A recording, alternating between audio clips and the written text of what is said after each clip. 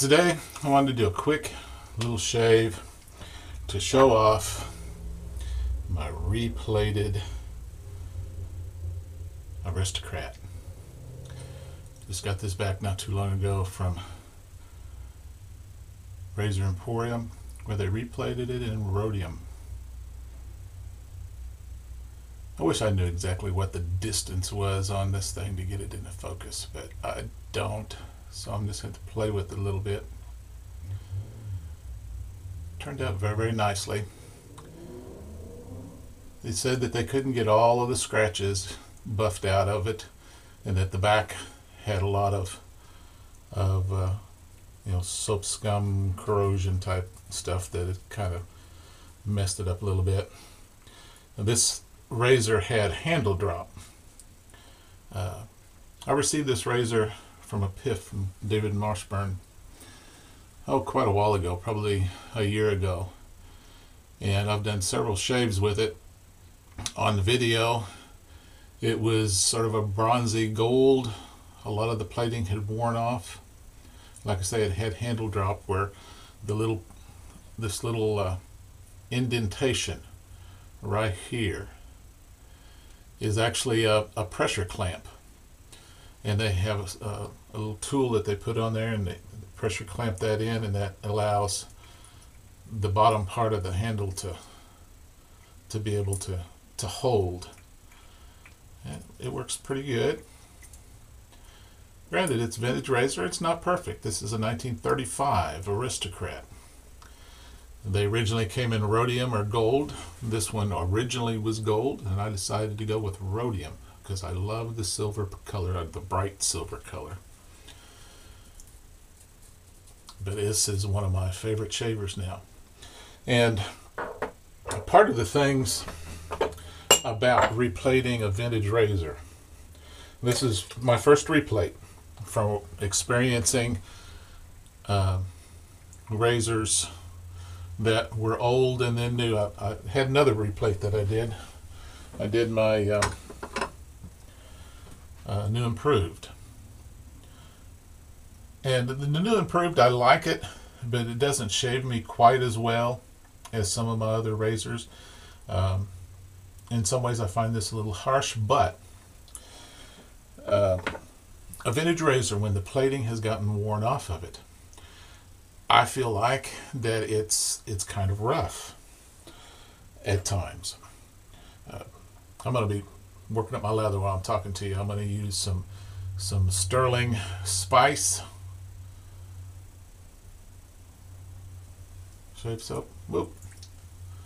I just put some water on top of it. It's got a nice spicy, mild spicy aroma. I'm going to use my Vie-Long horsehair badger brush.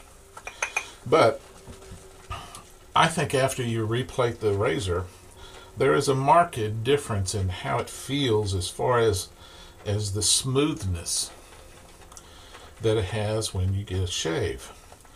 Because I like the shave that this Aristocrat had, this open comb Aristocrat. I liked it, but yeah, it didn't feel as smooth as what it could be. And getting a replate really bumps up that smoothness level, so that if you're debating about, do I replate, don't I replate, what about the value? Well, granted, yeah, if you've got a really unique, rare vintage razor that you want to keep the value of it, it's not perfect, like maybe a fat tip. I saw a fat tip that's got the bottom adjustable. It's going for $2,000 on eBay right now. Well, yeah, you want to keep that in its original condition, a razor like that. But your daily average type of razor that us guys we trade and pass them around, and we get tired of them, or you just want to collect them, but you want to use them for a shaver, get them replated. The value is only going to go up if it's in much, much better condition as far as somebody that wants to shave with it. Your hardcore collectors, they're going to go for those high dollar razors that are so rare that us average guys, we can't afford them. There are some guys that, they want to collect the whole kit, the case and everything. You got a single razor out there and you're running, well, I don't want to ruin the value. The value of it is you shaving with it.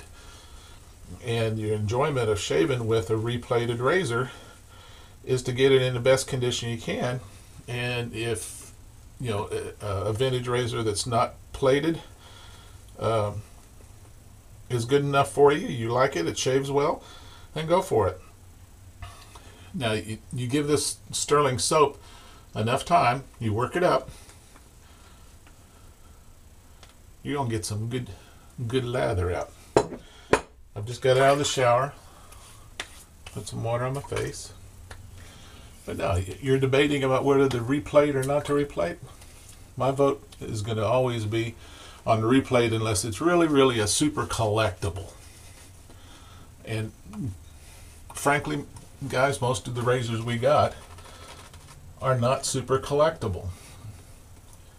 There are a few guys I know that have just these huge collections, and yeah, they probably want to keep them in good shape, but these same guys, they're not going to buy a razor to keep in their collection unless it is in very good shape when they get it. So replate them and enjoy them. Cost $80. I've got a Kai blade. Let's put a fresh Kai blade. Let me get it so you can see it. I'm not going to post a picture in my intro like I do on some. I love these Kai blades. Super sharp, super smooth, and oh, it's feeling good in this razor. It is feeling good in this razor. You know how some blades, when you put them in, immediately you can kind of feel a little harshness to them. And some blades, from the very first stroke, you're going, ooh, that feels good. In most razors, that's what these Kai blades are for me.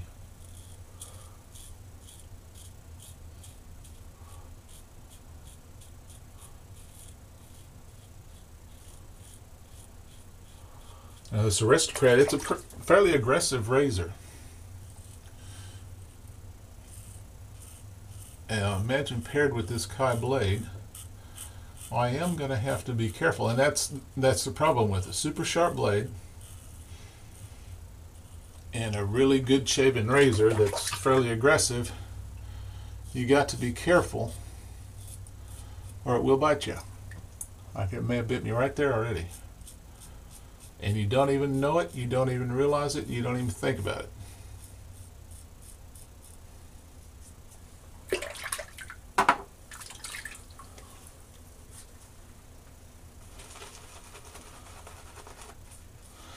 But yeah, certain blades work better in certain razors. I'm slopping it all over.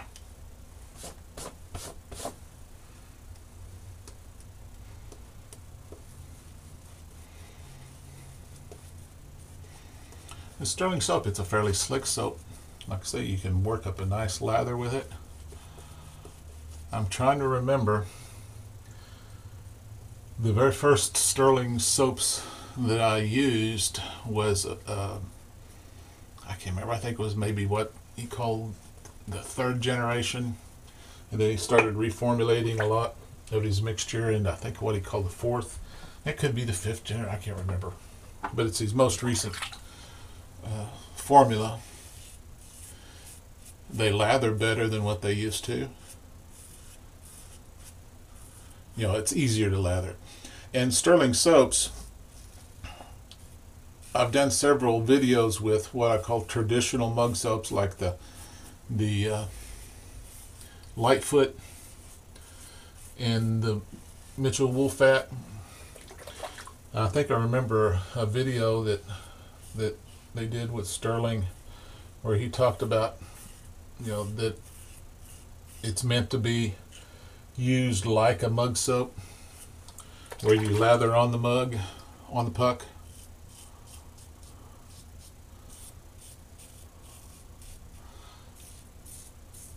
I've never really had a lot of problems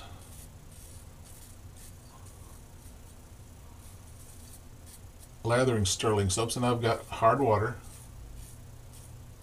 Some guys say they have.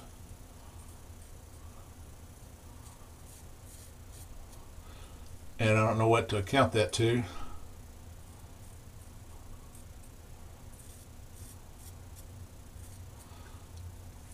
Other than just a general comment about lathering. And I've made it in several of my videos here recently. You use a basic technique to lather. Start out fairly dry. You soak the puck before. Start out dry. Only add water when you need it.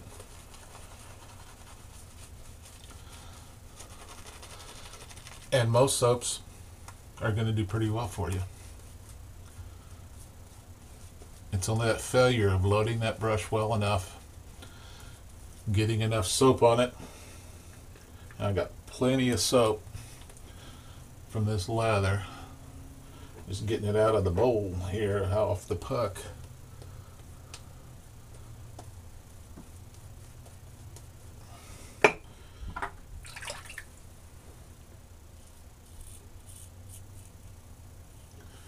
Most lather failures, from my observation, generally come from user error and not soap error. And there are some that, yeah, the soap just doesn't do well.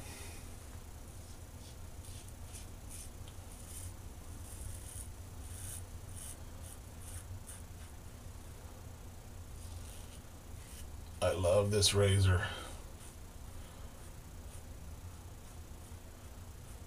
It's got me back into the love of the open comb that had kind of lost favor for a while.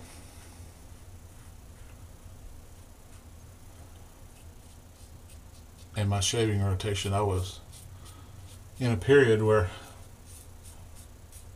I was reaching down and grabbing a closed comb razor far more frequently.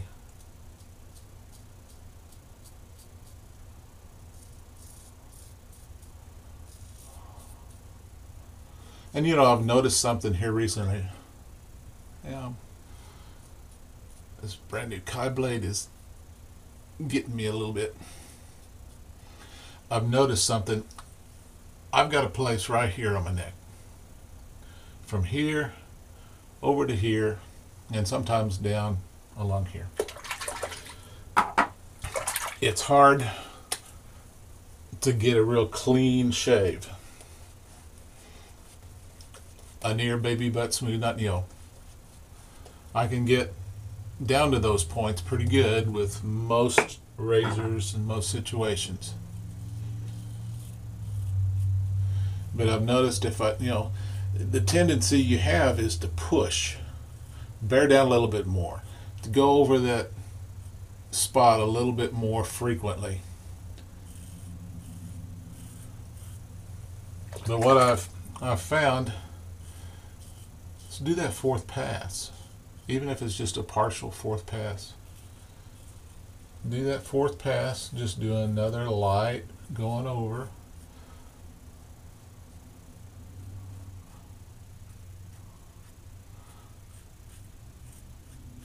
And get you far closer to where you want to be, near baby butt.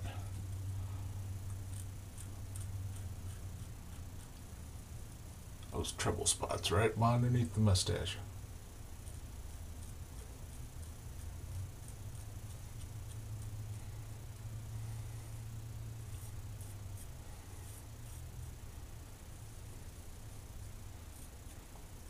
Got it right there. But just do that fourth pass. Yeah, we get in these stupid habits of, three pass shave. With, across, against.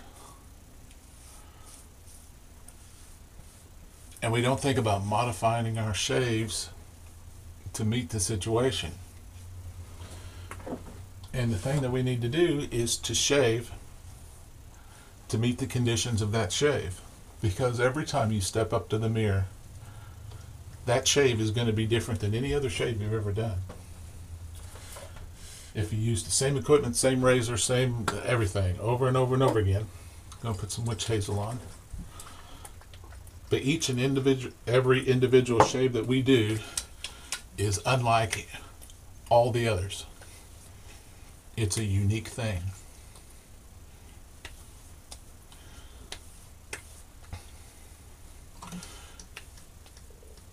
We can repeat the results, but we can't repeat that shave. That's pretty good. And like I've said before, many times when I get those little bitty weepers, some witch hazel, and the witch hazel concoction I put together with some witch hazel, some alcohol, a little bit of alcohol, some essential oils, will seal up those weepers. If that doesn't do it, I go to the alum. If that doesn't do it, I go to the septic. So that's the shave. I want to show you something I got. Excalibur from Avon. This is a vintage bottle.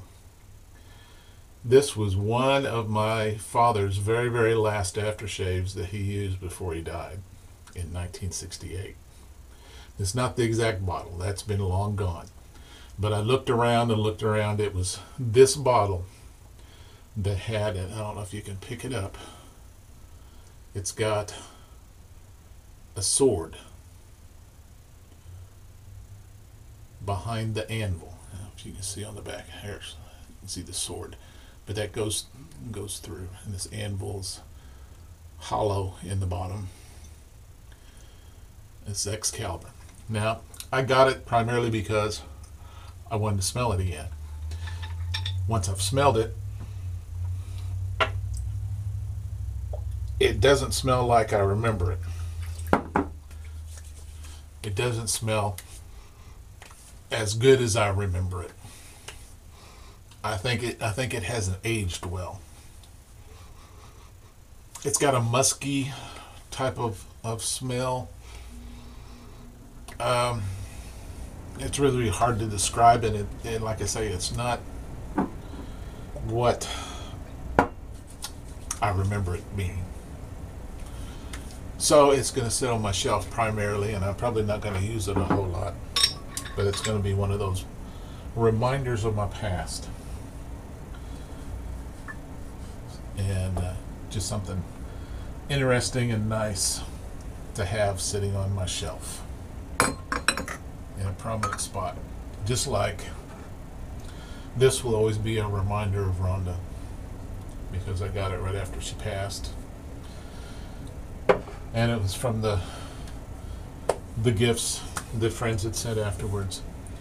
That Excalibur, along with the slim adjustable that was my dad's, those will be my reminders of my dad.